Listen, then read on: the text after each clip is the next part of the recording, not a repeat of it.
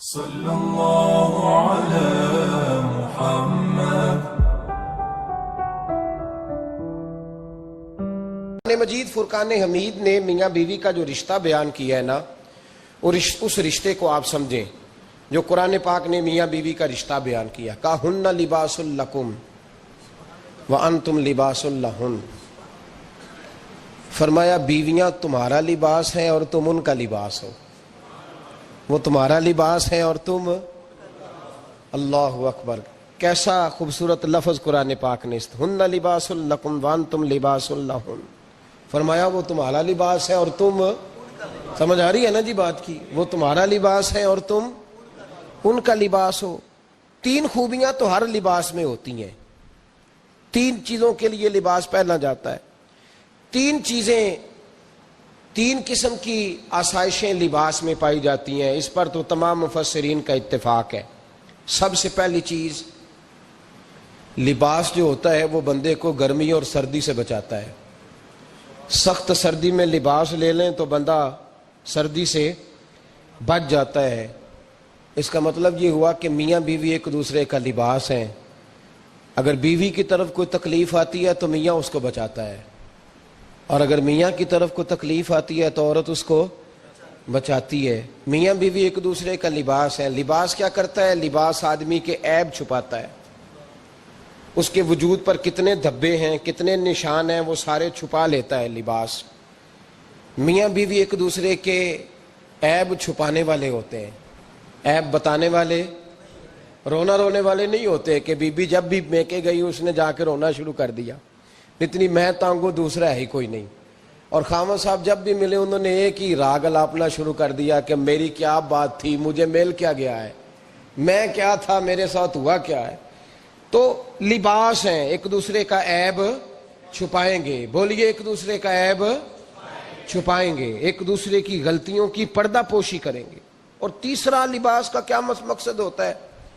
لباس شخصیت کا آئینہ دار ہوتا ہے۔ لباس آدمی کی اچھی اور خوبصورت طبیعت کا حصہ ہوتا ہے۔ جو لباس ہوتا ہے وہ انسان کو زینت بخشتا ہے، خوبصورت کر دیتا ہے۔ داڑھی والا آدمی ننگے سر پھرے تو خوبصورت نہیں لگتا، ٹوپی پہن لے تو بڑا پیارا لگتا ہے، ٹوپی پہنے تو بڑا، اور اگر امامہ باندھ لے تو نور نالا نور ہونا شروع ہو جاتا ہے۔ اللہ کرے آپ خوش ہو جائیں، آمین تو کہہ دیں، اور اللہ کرے فجر کی نماز آپ امامہ باندھ کے پڑھ لیں، آمین تو کہیں۔ چلو کونی جنہ دی داڑھی نہیں انہوں نے رکھنی چاہیے دیئے، جنہ دی نہیں ہونا نو موضوع نہیں تھا، پر ہماری بھی مجبوری ہے، داڑھی آئی جاتی ہے، ہر موضوع میں شامل ہو جاتی، رکھنی چاہیے۔ سب یاد رکھیں، لباس آدمی کو زینت دیتا ہے۔ قرآن مجید کے لفظوں پہ غور کرو، اگر تو شادی کے بعد بیوی کے آنے کی وجہ سے خامد کو سکون نہیں ملا تو اس کا مطلب ہے اس نے گھر کو زینت نہیں دی، اور اگر شادی کے بعد اس بچی کو تحفظ نہیں ملا، اس کو اپنے گھر کے اندر سکون نہیں ملا، تو اس کا مطلب ہے خامد نے اسے زینت، اس لباس نے زینت نہیں دی۔ میاں بیوی ایک دوسرے کا لباس ہے۔ اس مقدس رشتے کو اسلام نے باندھا، اور لباس کہہ کے باندھا۔ میرے رسول کریم علیہ السلام نے پہلے تو خارجی لوگوں کو منع کیا ہے۔ میری ذاتی رائے یہ ہے کہ میاں بیوی کی ذاتی لڑائی کوئی بھی نہیں ہوتی، ذاتی لڑائی، میری باتوں کی سمجھ تو آ رہی ہے نا آپ دوستوں؟ کوئی نہیں آ رہی؟ اللہ جزا دے آپ۔ میاں بیوی کی ذاتی لڑائی کوئی نہیں ہوتی۔ ہوتا پتہ کیا ہے؟ لڑکے سے پوچھیں کہ بتائیں جناب کیا حال ہے، تو کہتے ہیں بیوی میری صحیح ہے، اس کے گھر والے نہیں صحیح۔ سنا ہے آپ نے بھی کبھی یہ لفظ؟ تو اسی طریقے سے اگر لڑکی سے پوچھیں کہ تیرا کیا حال ہے، تو کہتی ہے خامن تو میرا دھیان رکھتا ہے، اس کی اماں نہیں خیال رکھنے دیتی۔ تو لڑائی جو ہوتی ہے وہ تیسرے آدمی کی وجہ سے ہوتی ہے۔ تیری اماں آئی تھی تو اس طرح کہہ گئی، تو تیرا بھائی آ گیا تھا تو وہ یہ کہہ گیا، تیسرے فرد کی وجہ سے۔ میرے نبی کریم علیہ السلام نے تیسرے بندے کو سمجھایا ہے، تیسرے فرد کو حضور نے سمجھایا ہے۔ نبی پاک علیہ السلام نے فرمایا خبردار، ماں، بھائی، بیٹا، باپ سارے لحاظ کریں، بسنے دیں میاں بیوی کو۔ اگر شادی کر دیا تو ان کو سکون سے رہنے دو۔ تم دو جملے کہہ کے چلے گئے، کوئی عیب نکال کے جو چھپا ہوا تھا خاوند کی نظر میں وہ نکال کے بتا دیا کہ تیری بیوی یہ کام بھی کرتی ہے. اب تم تو ہٹ گئے وہ بات کہہ کے. اب انہوں نے اکٹھے رہنا ہے. ان کی زندگی مصیبت کا شکار ہو گئی, آزمائش میں آ گئے وہ دونوں. ساری زندگی کڑتے رہے. ایک عیب نکال کے لڑکی کے گھر والے لڑکے کا اسے بتا کے چلے گئے تیرے خامد میں یہ عیب پایا جاتا ہے. وہ ساری زندگی کڑتے رہیں گے, تکلیف میں رہیں گے. انہوں نے تو اکٹھے رہنا ہے. بتانے والا چلا گیا. میرے رسول کریم صلی اللہ علیہ وسلم فرماتے ہیں لعنتی ہے وہ شخص, لعنتی ہے وہ شخص. یا رسول اللہ کون سا؟ فرمایا جو بیوی کو مرد کے خلاف اکساتا ہے اور مرد کو بیوی کے خلاف اکساتا ہے, وہ لعنتی ہے, ملعون ہے, رحمت الہی سے دور ہے وہ شخص. انہیں قریب کرنے کی کوشش کر, تو ان کے اندر محبت پیدا کرنے کی کوشش کر.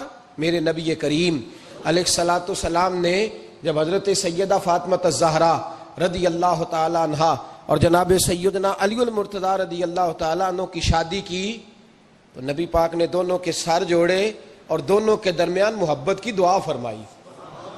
دونوں کے درمیان محبت کی دعا فرمائی.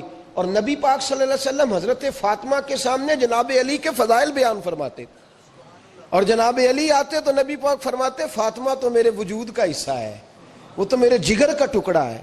تو ان دونوں کے درمیان الفت پیدا. یہ سب سے پہلے تو خارجی لوگ اس بات کا خیال کریں, سب سے پہلے تو خارجی لوگ خیال کریں, توجہ دیں کہ ان کو بکھرنے سے بچائیں. اب میاں بیوی بھی سمجھ لیں کہ ہماری ذمہ داریاں کیا ہیں. مسند امام احمد بن حنبل میں حضرت ابو درداء رضی اللہ تعالیٰ عنہ سے حدیث مروی ہے. نبی کریم صلی اللہ علیہ وسلم کی بارگاہ میں ایک خاتون نے آ کے عرض کیا یا رسول اللہ صلی اللہ علیہ وسلم مجھے بتلائیے خاوند کا حق کیا ہے. یہ جو حدیث سنانے لگا ہوں نا یہ بیٹی کو سنانی ہے, جا کے یہ ٹیلی فون کر کے بہن کو سنانی ہے. صرف بیوی کو سنانے کی نہیں ہوتی یہ چیزیں. یہ حدیث بیٹی کو سمجھائیں, بہن کو سمجھائیں, ان لوگوں کو سمجھائیں تاکہ, اور یہ یاد رکھیں خاوند کے حقوق اگر بچی کے گھر والے اسے سکھائیں نا تو اس کی سمجھ میں جلدی آ جائیں گے, اور بیوی کے حقوق اگر خاوند کے گھر والے اس کو سمجھائیں تو اس کی سمجھ میں بات جلدی آئے گی. وہ خیر خواہ سمجھتے ہیں اپنے رشتہ داروں. یہ والی حدیثیں ان لوگوں کو سنانی چاہیے جن لوگوں کا بچہ ہے یا بچی ہے. متعلقہ آدمی حقوق بیان کرے. جب متبادل چیز کسی کے سامنے آتی ہے تو وہ کئی دفعہ سمجھتے ہیں کہ خلوص اس میں پورا نہیں پایا جاتا.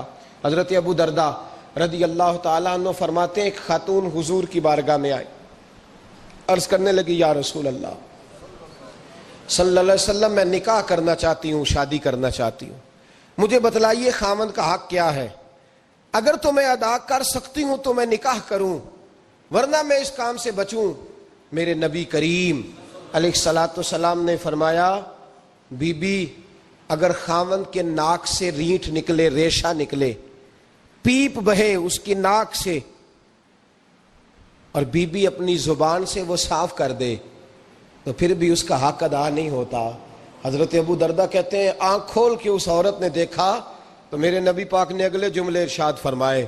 حضور نے فرمایا تو ان باتوں میں حیرت کر رہی ہے, میں اگر خدا کے علاوہ کسی کو سجدے کا حکم دیتا تو میں عورت کو کہتا اپنے خاوند کو سجدہ کرے, میں اس کو کہتا یہ کام کرے. میرے رسول کریم علیہ الصلوۃ والسلام نے حقوق کا تعین فرمایا, حقوق کا تعین فرمایا. اور نبی کریم صلی اللہ علیہ وسلم نے فرمایا جو عورت اس حال میں مر گئی, اس حال میں دنیا سے گئی کہ اس کا خاوند اس سے راضی تھا, اس کا شوہر اس سے راضی تھا, اس کا گھر والا اس سے مطمئن تھا, تو میرے نبی پاک فرماتے ہیں جب دنیا سے جائے گی تو رب کریم جنت کا دروازہ کھول کے فوراً ہی جنت میں داخل فرما دے گا. اس کو بغیر روک ٹوک جنت دے دی جائے گی. شرط یہ ہے کہ وہ جب دنیا سے جائے تو اس حال میں جائے کہ اس کا خامد اس سے شکوے نہ کرتی پھرے, شکایتیں نہ کرتی پھرے, شکایتیں نہ کرے. ہمارے زمانے میں شکایتیں ہوتی ہیں اور خواتین عورتیں اس بات کو سمجھتی نہیں کہ اللہ نے جو میرے نصیب میں رکھا تھا اور جو خامد رب نے میرے لیے پسند کیا تھا وہ اللہ نے مجھے عطا فرما دیا ہے. وہ شکوے کرتی ہیں, شکایات کرتی ہیں, اور دوسری عورتوں کو سامنے رکھ کے وہ فلاں کے حصے میں یہ چیز آئی, فلاں کے حصے میں یہ چیز آئی, فلاں کا خامد یوں کرتا ہے, شکوہ کرتی ہیں. میرے رسول پاک علیہ السلام نے فرمایا عورتیں کثرت سے جہنم میں جائیں گی، کثرت سے۔ تو ایک صحابی رو پڑے، ایک حدیث میں لفظ یہ ہے رو پڑے، عرض کرنے لگے یا رسول اللہ وہ ہماری مائیں بھی ہیں، بیٹیاں بھی ہیں، بہنیں بھی، حضور جہنم میں جائیں گی؟ نبی پاک صلی اللہ علیہ وسلم نے فرمایا ایک تو وہ عیب جوئی کرتی ہیں، غیبتیں کرتی ہیں، دوسرا رب کا شکر ادا نہیں کرتی، اور تیسرا فرمایا اپنے خامن کا بھی شکریہ ادا نہیں کرتی، بات بات پہ ناشکری کرتی ہیں، بات بات پہ ناشکری کرتی، اس سبب سے جہنم میں جائیں گے۔ عورت کے حقوق کا تعین فرمایا، اور ساتھ ہی میرے رسول پاک علیہ السلام نے مرد کی طرف توجہ فرمائی، اور کیا خوبصورت لفظ ارشاد فرمائے، فرمایا تم میں ہر آدمی اپنے آپ کو اچھا سمجھتا اور اچھا کہتا ہے، ہر آدمی کہتا ہے، لیکن کوئی اگر مجھے آ کے پوچھے گا کہ محبوب آپ کی امت میں اچھا کون ہے، تو حضور فرماتے ہیں میں اسے اچھا سمجھوں گا جو اپنے گھر والوں کے حق میں اچھا ہے، جو اپنی بیوی خیرکم لأہلہ، تم میں سے بہترین وہ ہے جو اپنے گھر والوں کے لیے اچھا ہے۔ اور فرمایا جاؤ میرے گھر جا کے پوچھ لو وانا خیرکم لأہلی، میں تم سب سے زیادہ بڑھ کر اپنے گھر والوں کے لیے اچھا ہوں، تم میں بہترین وہ ہے جو اپنے گھر والوں کے لیے، بال بچوں کے لیے، بیوی کے لیے اچھا ہے۔ رسول کریم علیہ السلام نے خاوند کو حکم دیا اور ارشاد فرمایا کہ عورت ٹیڑھی لکڑی ہے، بیچاری کو اللہ نے عقل پوری نہیں دی۔ ایک بچہ چھوٹا ہوتا ہے، ہمیں پتہ ہوتا ہے کہ اس کا شعور پورا نہیں، اگر کوئی غلطی کرے تو کیا اسے نکال دیا جاتا ہے گھر سے؟ بولے، چھوٹا بچہ ہے وہ کئی دفعہ بڑا نقصان کر دیتا ہے، آپ کیا کہتے ہیں؟ اسے مارتے ہیں، کلاڑی لے آتے ہیں اس کے لیے؟ اس طرح کرنا چاہیے، اس کے ابے کو بلا لینا چاہیے، بےزتی کرنی چاہیے پنچایت میں بٹھا کے کہ یہ غلطی کی ہے تیرے بچے نے۔ بھائی دادا یہ کام کرتا ہے؟ بولے نا، کیوں نہیں کرتا؟ وہ کہتا ہے ہمارا بچہ نہ سمجھ ہے، اپنا پوتا ہے، ہمارا اپنا ہے، اگر ہم اس کا ایپ باہر نکالیں گے تو بڑا کام غلط ہو جائے۔ لیکن وہی ابا جی جب بہو کوئی غلطی کر بیٹھتی ہے تو پنچایت بلاتے ہیں، لوگوں کے سامنے معاذ اللہ تعالیٰ بڑی کڑوی کسیلی باتیں کرتے ہیں، ایسی باتیں کرتے ہیں کہ جو ان کی بیٹی کے بارے میں کہی جائے تو وہ کبھی پسند نہ کریں، اتنے سخت جملے کہے جاتے ہیں، بیٹی والے کو رسوا کیا جاتا ہے۔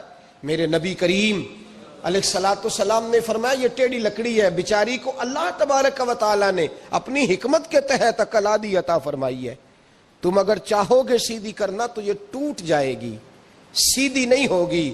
حضور کیا کریں؟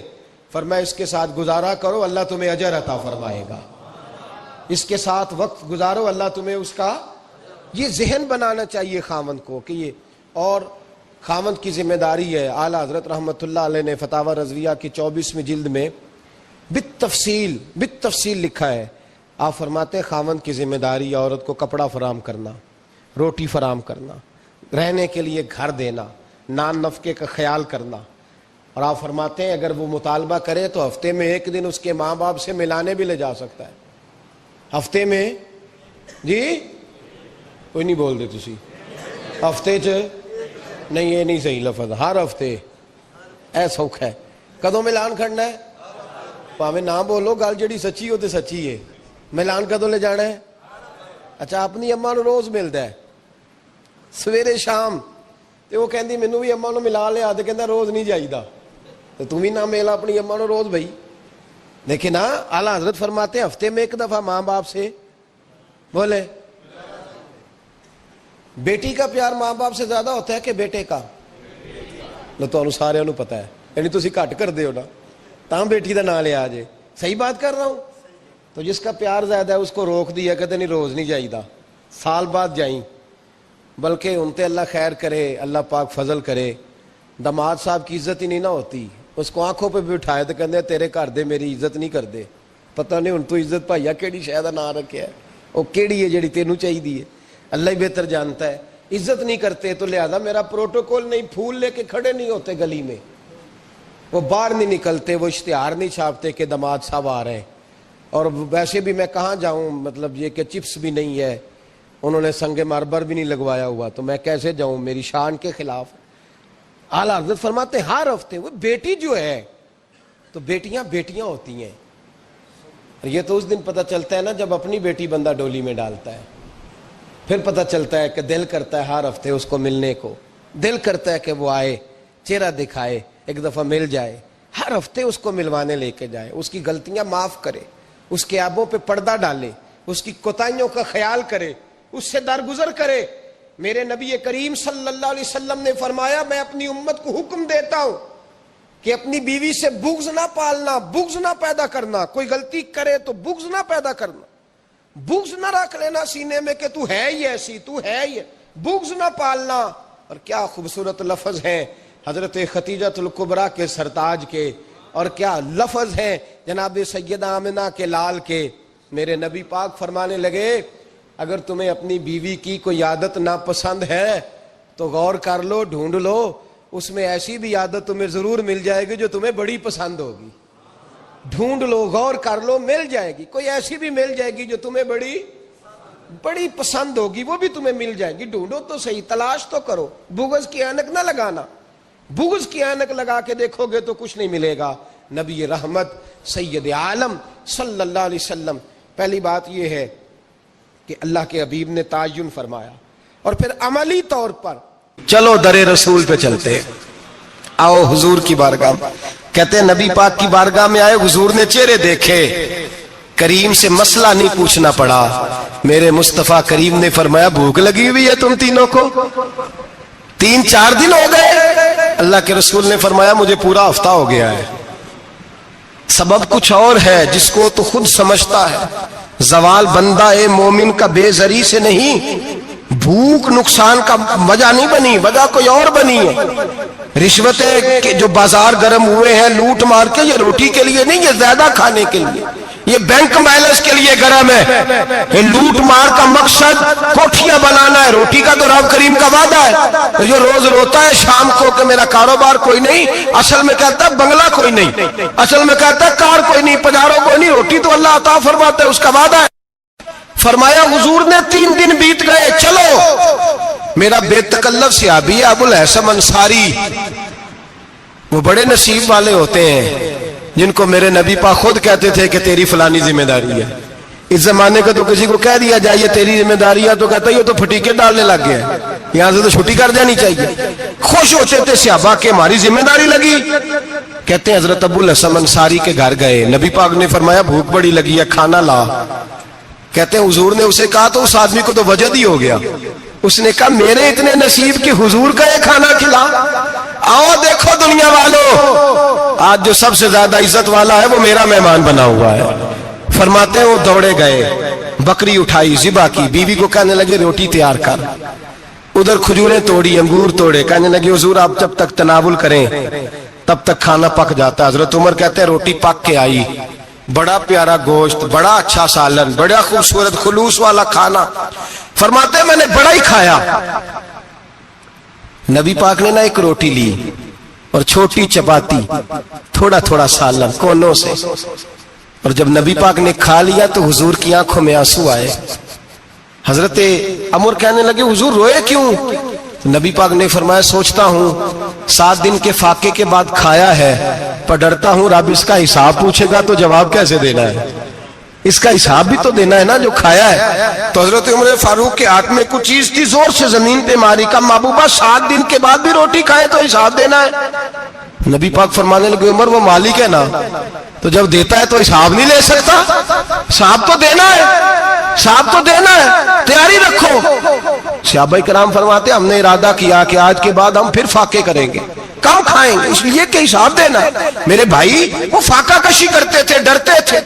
یہاں تو لوگ کھا کے بیمار ہیں، کھاتے جا رہے ہیں، سوتے جا رہے ہیں، کھاتے جا رہے ہیں، سوتے جا رہے ہیں۔ یہ بھی وقت آئے گا رمضان شریف کا، سویرے درس پہ آؤ کہتے نیند بڑی آتی ہے، سویرے 2 سپارے پڑھ کے سویا کرو کہتے صاحب نیند بڑی آتی ہے، فجر کے بعد ہی تو وقت ہوتا ہے اللہ اللہ کرنے کا، سحری کا، کھاتے جا رہے ہیں، سوتے۔ لوگ جماعت سے نماز نہیں پڑھتے، سو جاتے، جماعت کا ثواب چھوڑ کے سو جائیں گے۔ بھائی رمضان مبارک میں فاقہ کشی کی ٹریننگ ہوتی ہے، فاقہ کشی کی تربیت لے، رمضان میں روکے اپنے آپ کو، تربیت ہوگی۔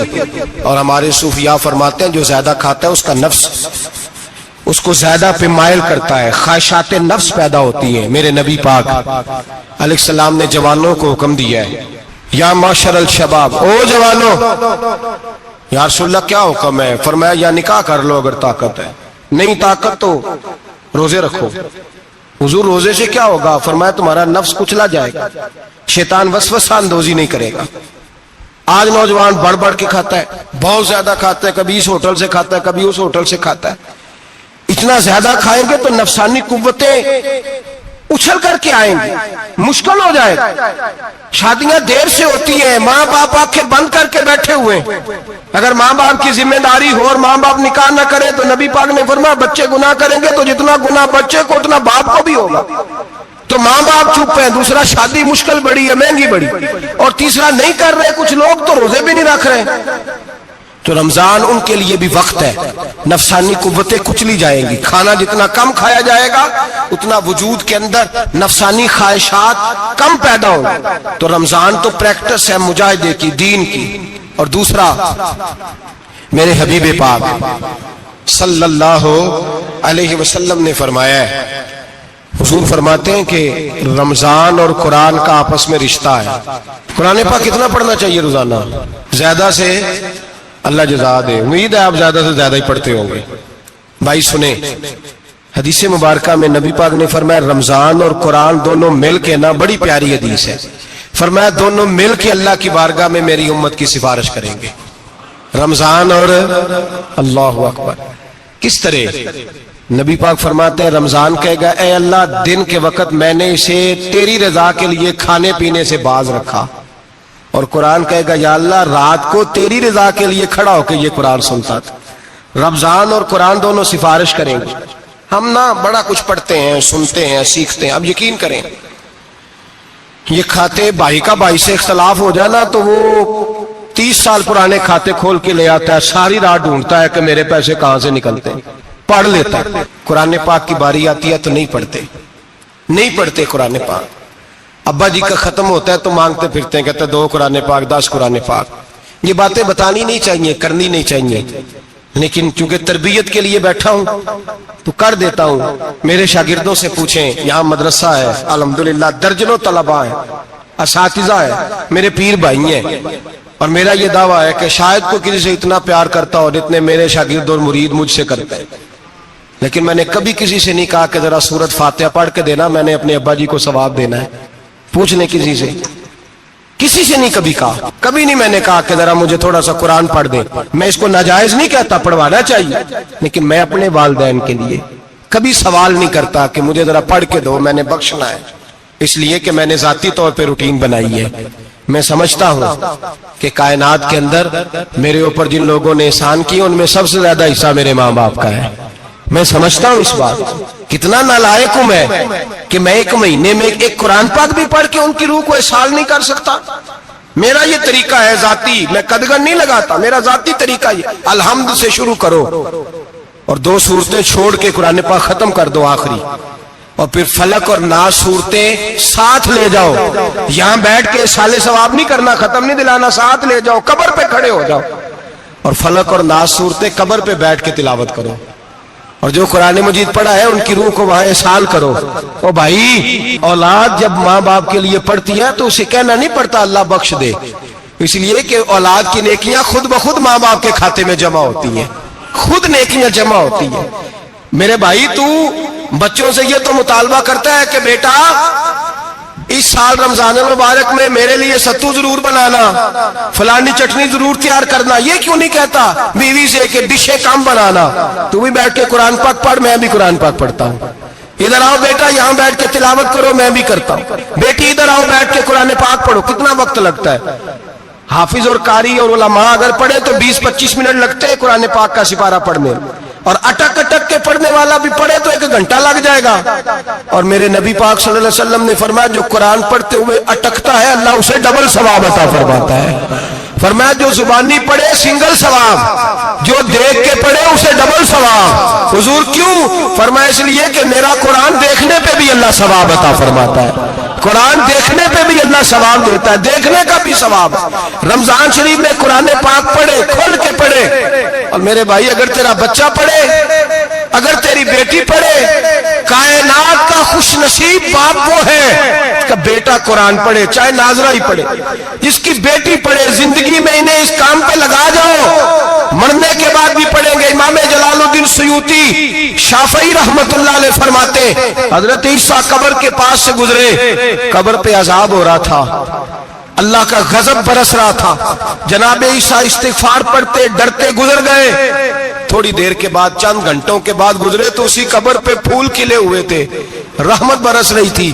حضرت عیسیٰ علیہ السلام عرض کرنے لگے مولا تو بے نیاز ہے، میری طاقت نہیں تیرے کاموں میں بولنے کی، پر ابھی تو یہاں عذاب ہو رہا تھا، ابھی رحمت برس رہی ہے۔ جناب عیسیٰ کہتے ہیں آواز خدا بندی آئی، عیسیٰ بندہ بڑا گناہگار تھا، پاپی تھا، مجرم تھا، خطا کار تھا، لیکن جب اس کا انتقال ہوا، اس کی بیوی حاملہ تھی، اس کے پیٹ میں بچہ تھا، بچہ اس کے انتقال کے بعد پیدا ہوا، آج وہ 4.5 سال کا ہوا ہے، مکتب میں گیا ہے، مدرسہ میں گیا ہے، استاد نے بسم اللہ شریف پڑھائی ہے، فرمایا اس نے توتلی زبان سے کہا ہے بسم اللہ الرحمن الرحیم، کہ عیسیٰ مجھے بتلا اس زمین پر وہ معصوم جسے ابھی رحمان اور رحیم کہنا نہیں آتا، وہ توتلی زبان سے مجھے رحمان اور رحیم کہے اور میں اسی زمین پہ اس کے باپ کو عذاب دوں؟ فرمایا اس نے ایک بار رحمان اور رحیم کہا ہے، میں نے اس کی باپ کی قبر کو نور سے معمور فرما دیا ہے، نور سے بھر دی ہے قبر، برکت سے بھر دی ہے۔ اللہ کرے میرے بیٹے بھی قرآن پڑھے، اللہ کرے میری بیٹیاں بھی قرآن پڑھے، اللہ کرے ہم سب کی اولادیں قرآن پاک پڑھے۔ لیکن نا امام اعظم ابو حنیفہ رمضان میں 61 قرآن پاک پڑھتے تھے۔ کتنے؟ 60 ٹیک، اللہ اکبر۔ ایک قرآن پاک دن میں پڑھتے پورا، ایک رات کو پڑھتے، ایک تراویح میں پڑھتے، 61 قرآن پاک امام صاحب پڑھتے۔ آپ فرماتے میں نے چھوڑ دیے سارے وظیفے، میں صرف رسول اللہ کا قرآن پڑھتا ہوں۔ رمضان سارا قرآن پاک، سارا رمضان۔ اب تو عادت ہی نہیں رہی ہمیں قرآن پاک کی۔ اگر لوگ ناراض نہ ہو تو محفل نعت ہوتی ہے تو تلاوتیں کتنی ہوتی ہیں، اور نعتیں ہم نے ذوق ہی نہیں بنایا، ذوق ہی نہیں بنایا ہم نے تلاوت قرآن کا، اس لیے کہ قراء علماء فقراء ان کو ہم تیار ہی نہیں کر رہے، ہم تو ایکٹر پال رہے ہیں جو پیسے لیتے ہیں نعت خوانی کے، معاذ اللہ۔ او میرے بھائی، کیا قرآن میرے نبی کی نعت نہیں؟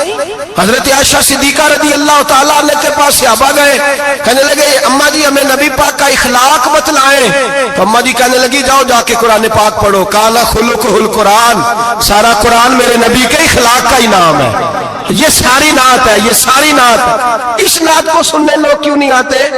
اتنا رش میں اپنے نعت میں اتنا تراویح پہ کیوں نہیں ہوتا؟ اور ملت کا جوان یاد رکھے، بوڑھے تراویحاں پڑھتے ہیں، ضعیف تراویحاں پڑھتے ہیں، گھٹنوں میں درد ہے تراویحاں پڑھتے ہیں، بیمار بوڑھے تراویحاں پڑھتے ہیں، جوان وہاں چوک میں کھڑے۔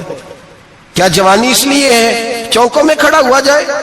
کیا جوانی اس لیے ہے کہ سعودی عرب جانے کے لیے پاسپورٹ بنانا ہو تو 2.5 گھنٹے کھڑا رہے تو؟ شناختی کارڈ کے دفتر تو کھڑا رہے، پروٹیکٹر کے لیے کھڑا رہے، کافروں کے سامنے کاسا لیشی کرنے کے لیے تو کھڑا رہے، تو نوکری پہ جائے تو ساری رات کھڑا رہے، اور تو قرآن کے لیے کھڑا نہیں ہوتا؟ میرے محبوب نے فرمایا من قام ایمانا واحتسابا غفر له ما تقدم من ذنبه، فرمایا جو رمضان المبارک میں اللہ کی رضا کے لیے گناہوں کی معافی کے ارادے سے قیام کرے گا، راتوں کو عبادت کرے گا، اللہ اس کے پچھلے سارے گناہ معاف فرما دے گا۔ نوجوان ارادہ کریں، پروگرام بنائیں کہ انشاءاللہ قرآن پڑھنا بھی ہے، قرآن پڑھوانا بھی ہے، سننا بھی ہے، اور انشاءاللہ بولیے سننا بھی ہے اور پڑھنا بھی ہے اور پڑھانا بھی۔ ہمت کریں، دلیری کریں، آ کے کھڑے تو ہو، اللہ توفیق عطا کرے گا۔ پہلی بات یہ کہ روزہ رکھیں، دوسری بات یہ کہ قرآن پاک کی تلاوت کریں، اور روزہ رکھیں تو روزے کے سارے حسن سمیت اسے رکھیں۔ نبی پاک نے فرمایا رمضان غمخاری کا مہینہ ہے، غمخاری کریں۔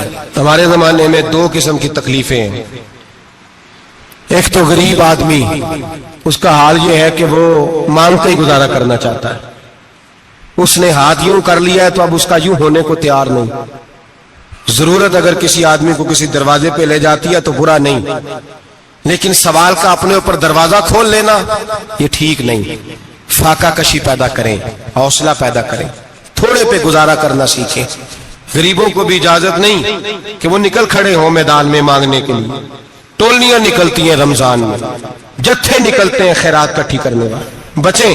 میرے نبی پاک صلی اللہ علیہ وسلم نے فرمایا جس نے بغیر ضرورت کے سوال کیا جب قیامت کے دن آئے گا تو اس کے چہرے کے اوپر گوشت نہیں ہوگا, صرف ڈھانچہ ہی ہوگا.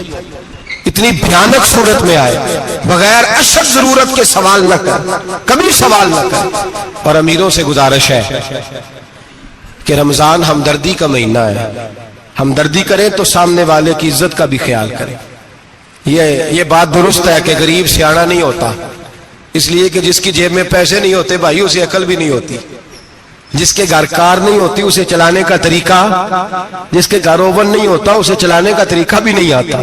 جس کے گھر میں چیزیں ہوتی ہیں اسے چلانا بھی آ جاتا ہے. جدے گھر دانے اور کملے بھی اس کے سیانے ہو جاتے ہیں. تو چودھری صاحب, سیٹھ صاحب, نواب صاحب آٹا تقسیم کرتے ہیں, کھڑے ہو کے فوٹو کھچاتے ہیں, فیس بک پہ دیتے ہیں, اور ایک آٹے کا تھیلا اور 10 اخباروں میں فوٹو.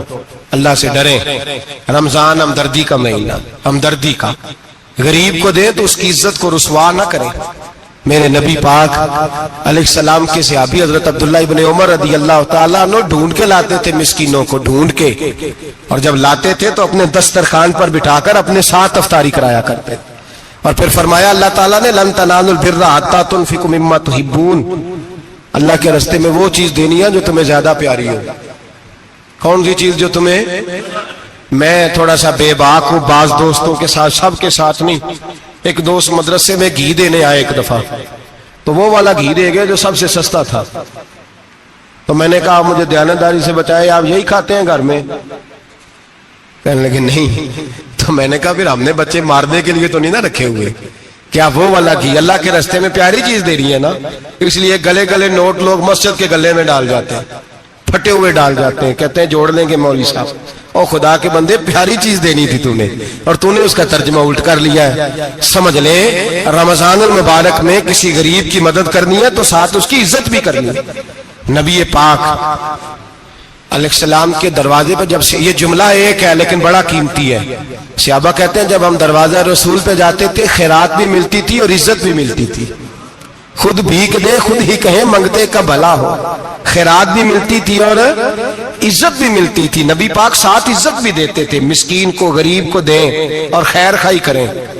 جوتے بیچنے والے جوتوں کے ریٹ سستے کریں, کپڑا بیچنے والے کپڑے کا ریٹ, درزی صاحب بھی ریٹ سستا کریں, دکاندار بھی چیزوں کا ریٹ, حکیم صاحب پیسے کم لیں, ڈاکٹر پیسے کم کریں, حکومت نرخوں میں کمی کرے, اور یہ کام اجتماعی طور پہ کریں. میرے نبی پاک نے فرمایا رمضان غمخواری کا مہینہ ہے, اس میں غمخواری کرنی ہے, دوسرے کا خیال کریں, اظہار کریں, قربانی کریں.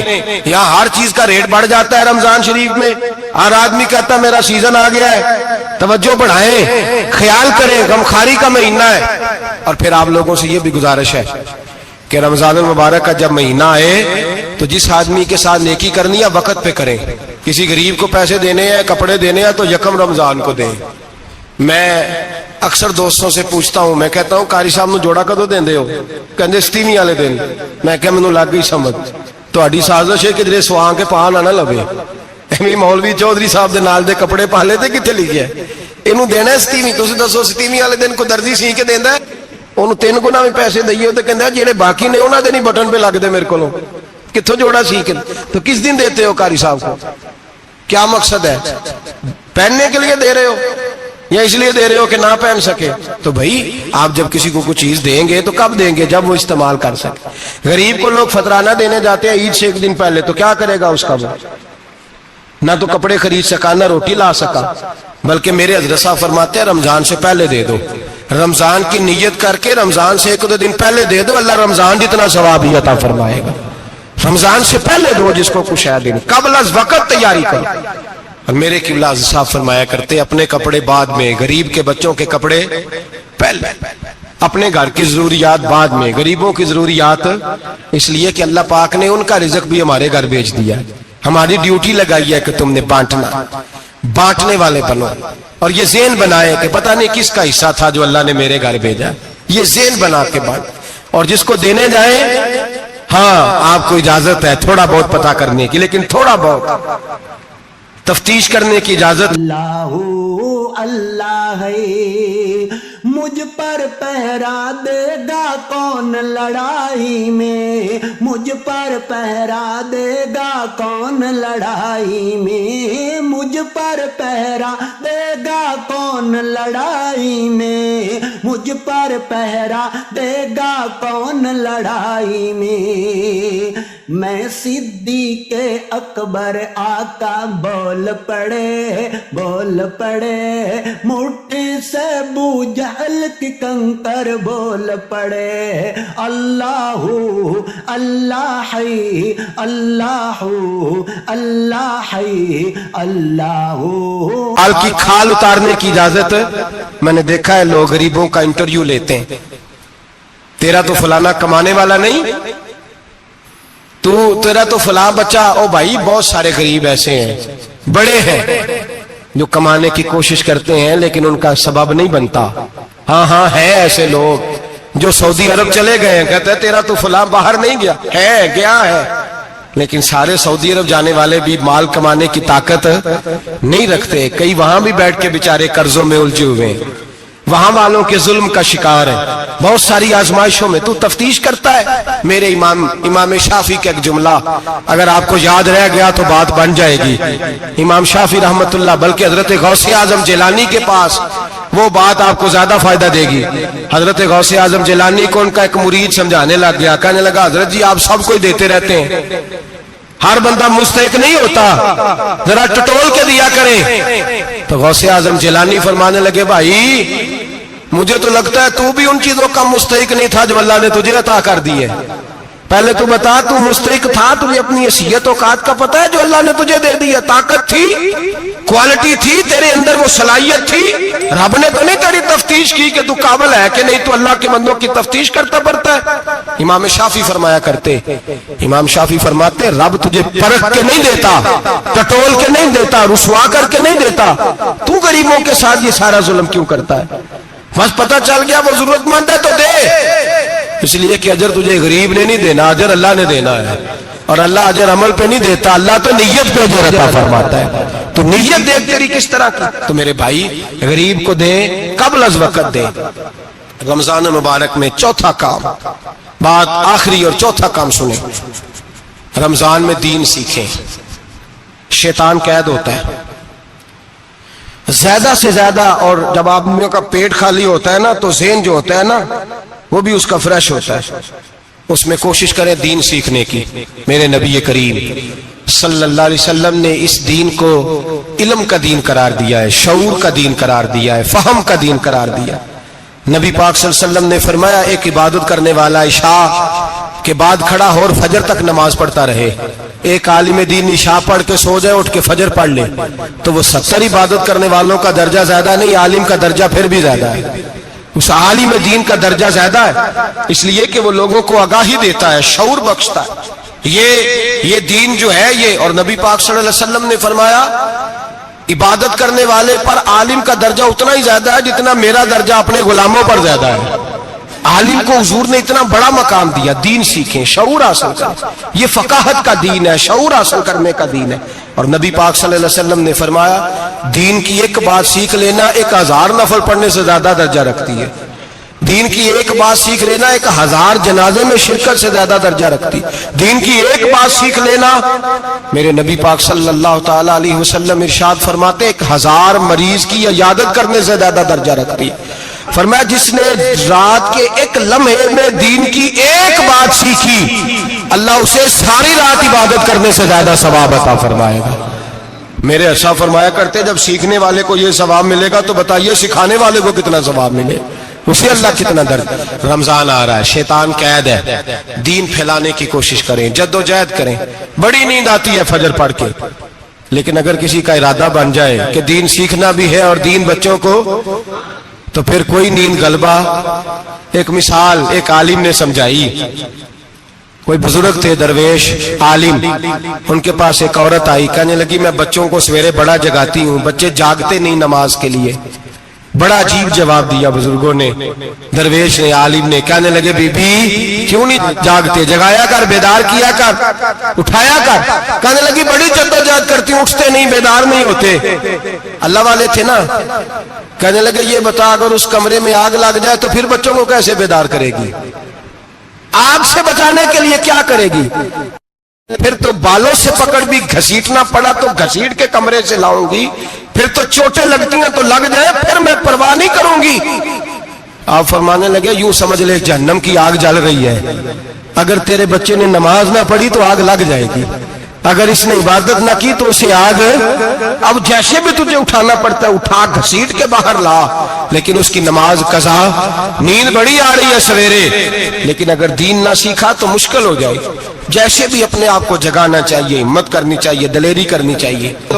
ہمیشہ مدحت خیر الانام میں گزرے، دعا ہے یہ عمر درود و سلام میں گزرے. آخر دعوا سانو یارو دسیا انہاں اللہ لوکاں نے، ٹوٹے ہوئے دلاں وچ رب دیاں چوکاں نے، ٹوٹے ہوئے دلاں وچ رب دیاں چوکاں نے.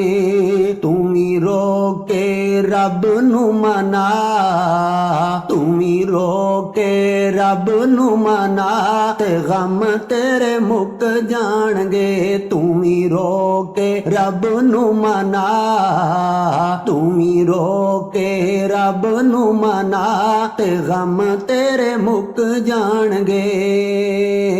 اللہ والیاں دے نیڑے نے صلی اللہ علیہ